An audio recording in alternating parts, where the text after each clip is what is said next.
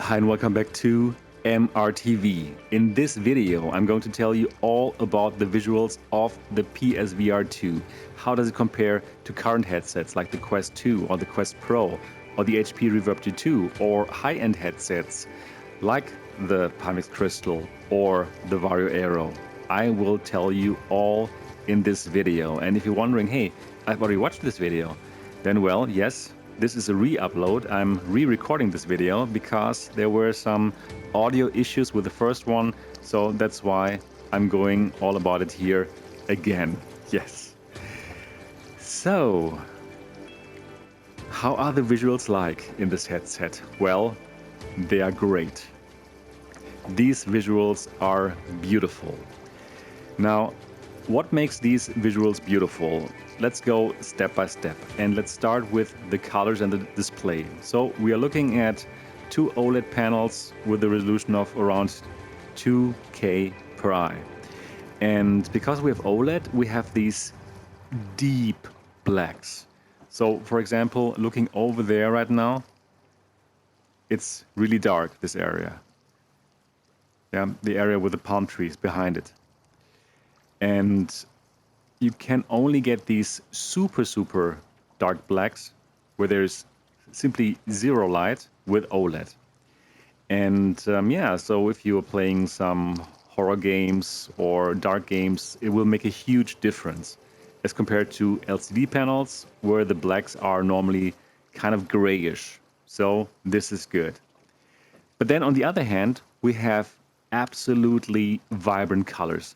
Like when I look around here, the blue of the ocean, the orange of this kayak, it is so good. It is so vibrant. And the especially exciting part about this panel and this headset is that it's so bright. It is really bright. Brighter than most other headsets.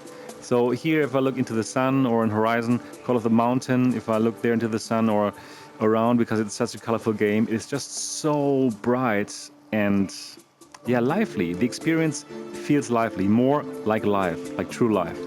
So immersion-wise, also because of the colors, this is a winner. This is so good. Yeah, nice OLED panels, so good. Then, how about the resolution? So is this here the crispest and clearest image that I've ever seen in a VR headset? The answer is no.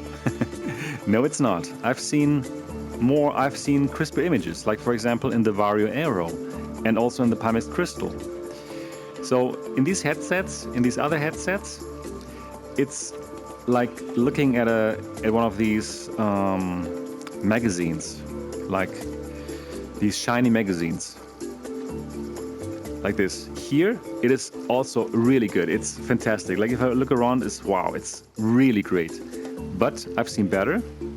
However, if you look at the whole picture, and if you would ask me, which VR headset do you want to use to play now Kayak Mirage? Even though you have all the other headsets, I would still go for the PSVR 2. And the reason is because the overall package with the OLED display, this really good resolution, even though it's not the best, and the big FOV and the comfort, everything is coming together here to simply let me choose this one as the go-to headset if, for example, I would like to play this game. So how good does the picture look in terms of resolution? Is there any other headsets that I could compare it with? Well, I would say this plays in the league of the HP Reverb G2. And the HP Reverb G2 is a super sharp headset. And the HP Reverb G2 even has probably a little bit of a higher sharpness factor in the very central area of the vision. But still, I would also prefer the PSVR 2 over the HP Reverb G2 because here in the PSVR, you have a more consistent, beautiful picture over the whole field of view. In the HP Reverb G2, if you look to the edges, then the picture quality would degrade. right? The so-called edge-to-edge clarity. But here, it's not the case. And we have a bigger FOV. And I'm going to talk about that in a moment. So, yes, it plays in the league of the HP Reverb G2, but with better colors and also with a better FOV. So does this look better than the Quest 2 and the Quest Pro? Absolutely. Absolutely. No question about it. Colors, resolution, all is better. And obviously we'll also get, the full native resolution that can be run because of the PlayStation 5. So that's obviously better. But still, compared to the Quest Pro, for example, what is really cool here in the PSVR 2 is we have a very nice binocular overlap. So what is a binocular overlap? Well, it is the area that both eyes can see at the same time. For example, I'm looking here at the tip of the kayak, and both my left eye and my right eye see that tip of the kayak, right? If I close my left eye, I can see it. If I close my right eye, I can see it as well. And that overlap, that helps with the 3D effect, with feeling really immersed. Like your real eyes have a very nice binocular overlap, and you get this here too. Now for the Quest Pro, that binocular overlap is not good enough. So you see that, for example, if you look to the left in the Quest Pro, then, well, most of the things you see, only your left eye sees it, but the right eye only sees black. And that yanks me personally out of the immersion. But here you have a very nice binocular overlap and you feel way more immersed. It's beautiful. It's really fantastic. The Pico 4 also has this kind of great binocular overlap, so that's something to look out for in a great VR experience if you want to have that. So how about the field of view? Yes, also bigger. Bigger than the Quest 2 for sure, bigger than the HP Reverb G2, bigger than the Aero, bigger than the Quest Pro. So yeah, it's also, I would say, like something comparable to the Pico 4. So vertically, super nice. Super big FOV, which really helps a lot. And also horizontally, we have a very nice FOV that is bigger than most headsets that we know of. I'm getting into the range of the index. So yes, obviously that depends on how far away your eyes are from the lenses, what IPD you have, and whatnot, right? So I can only tell you from my experience, this is a beautiful FOV, something that is better than most headsets. So that's why I would say overall, all things combined, this is the VR headset that I want to spend my time in right now. It all comes together so nicely with the things that I've just told you about. Is everything perfect? No, absolutely not. So let me tell you about the nitpicks here that I have, even though most of it I simply enjoy. So let's talk about the lenses. We have Fresnel lenses here, which means, okay, we have these concentric rings. Most other new headsets now use clear lenses, like pancake lenses, like the Quest Pro. Those lenses are fantastic, right? But here we still have those Fresnel lenses. And Fresnel lenses come with one problem, God rays. What are God rays? God rays are those lens flares, I would call them, or it's some kind of problem in scenes with high contrast, like a white text on black background.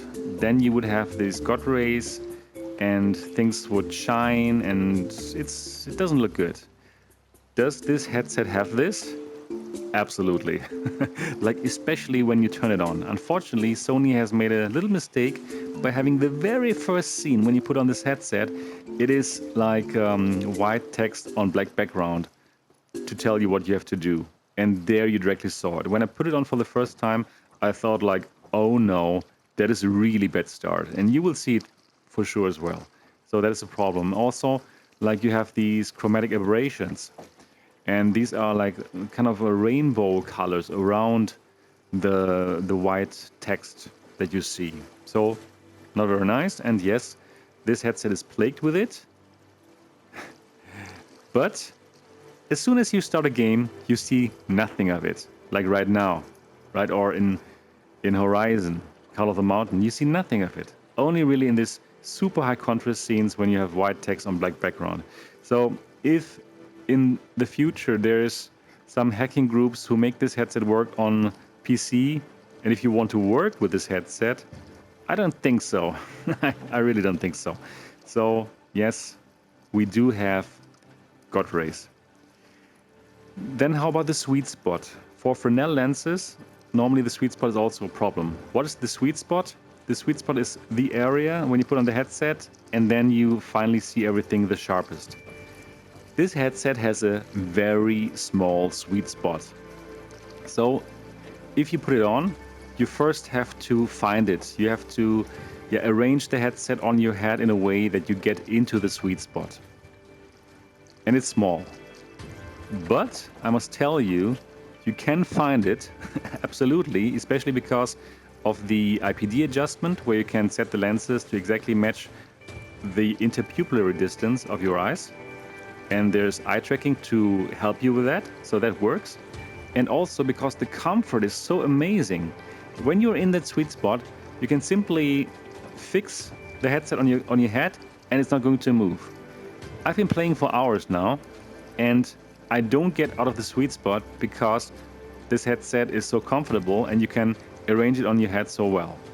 So that is that, right? And then the great thing is when you're in the small sweet spot, when you've managed to be there, then the edge-to-edge clarity is actually great.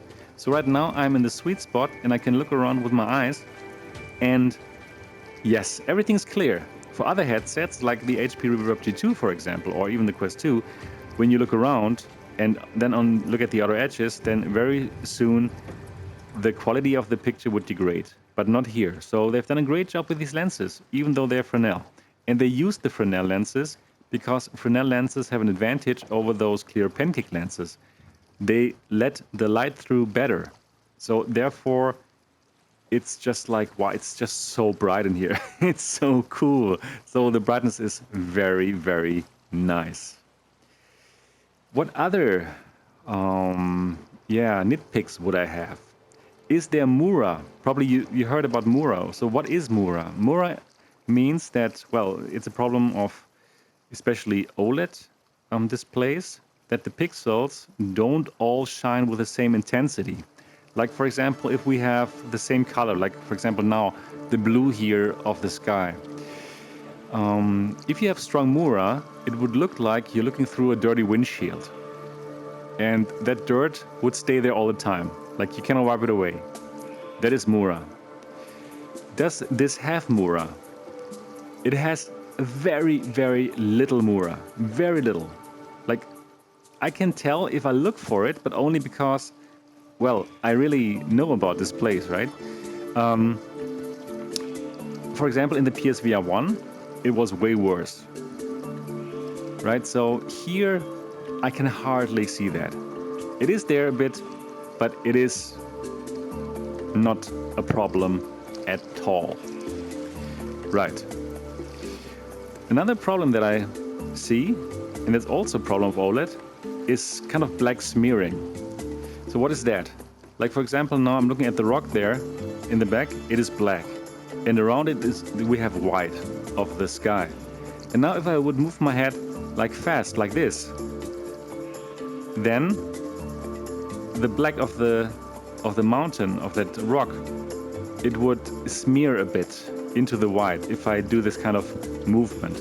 And the reason is the persistence of the pixel is higher than, for example, for LC displays. So the pixels that should turn from black to white, because I moved my head, they stay black for a fraction of a moment. And therefore, I can see it like smear a bit. Would you have seen that if I hadn't told you that? Probably no. But if I slowly look around, no, I have to do it like this to see it. Yeah, but you're here to hear all of this, right? You're here to hear my opinion about it. So I told you about that too.